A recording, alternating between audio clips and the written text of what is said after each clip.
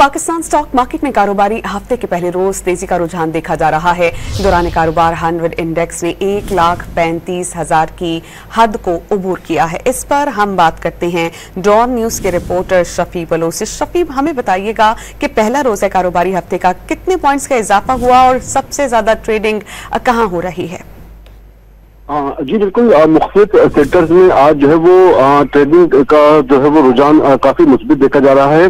गुज़श्ता हफ्ते का इख्तिताम भी जो है वो बिल्कुल मुस्बित रहा और रिकॉर्ड बन गया था हफ्ते के आखिरी इख्तिताम तक, मार्केट क्लोज होने तक। और इसी तरह आज भी मार्केट का आगाज इंतहाई शानदार रहा है और मुस्बित रुझान जो है वो देखा गया मार्केट के आगाज के साथ ही। और आज भी तकरीबन 1,35,496 की जो नफसियाती अज है वो अबूर हो गई है। और इसके अलावा 1196 प्लस जो है वो जो 100 इंडेक्स वो ट्रेड कर रहा है।